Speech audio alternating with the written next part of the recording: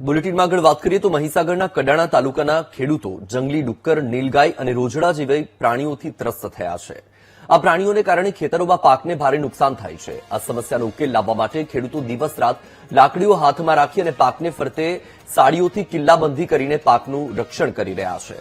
આ સસ્તું અને અસરકારક દેશી જુગાડ પ્રાણીઓને ખેતરમાં પ્રવેશતા અટકાવે છે. સાડીની ફેન્સિંગ બનાવીને થાંભલા ઉભા કરવામાં આવે છે અને ખેતરની ચારે બાજુ 4 થી 5 ફૂટના અંતરે લાકડા કે વાંસના થાંભલા રોપીને સાડીઓ બાંધી રંગબેરંગી સાડીઓ દ્વારા અભેદ કિલ્લાબંધી કરવામાં આવે છે.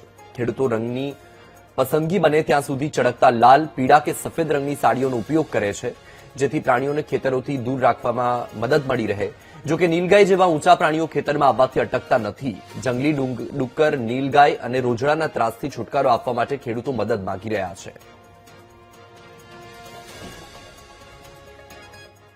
સાડી અને જે તારા ને બધું લાકડાથી બાંધીએ છે એ ખાલી આત્મસંતોષ માટે, અને એમ થાય કે ભાઈ મેં બાંધ્યું છે.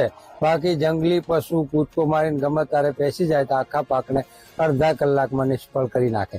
ગાયોના 25 ને 30 ના ઝુંડ આવે છે, બરાબર.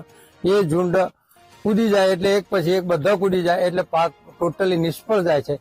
ખેડૂત તો આમાં પાયમાલ થઈ જાય છે, બરાબર.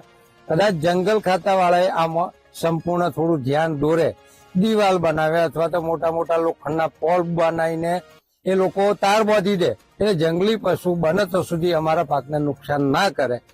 અને આજુબાજુના ગામોમાં જે સાડીની વાત કરો છો, એ સાડી એક આત્મસંતોષ માટે ખેડૂતોને પોતાના પાકને બચાવવા માટે છે. બાકી જંગલ ખાતાના કાયદેસર આમાં 7 ફૂટની દિવાલ ઉપર 3 તાર નાખવામાં આવે તો કઈક આનો હેતુ મળે અને એ બી થોડી ગરીબી હટે. બાકી દરેક ખેડૂતો અત્યારે પાકમાં નિષ્ફળતામાં છે અને સાડીનો તો કોઈ બધો આત્મસંતોષ છે. ફેન્સિંગ અને સાડીની જે વાડ કરવામાં આવી છે એ વાડથી કઈ ભૂંડ કે નીલગાય કે બીજું કોઈ પણ પ્રાણી, જંગલી પ્રાણી રોકાય એવું તો છે જ નહીં. પણ આ તો ખેડૂતોની માનસિકતા છે કે આવું આપણે કરીએ તો થોડે ઘણે અંશે રોકાય, પણ રોકાતા તો છે જ નહીં, ઉડતા વધારે નુકસાન કરે છે. અને આના માટે ચોક્કસ કોઈક ઉપાય જંગલ ખાતાએ કરવો પડે તો એ સારું રહે.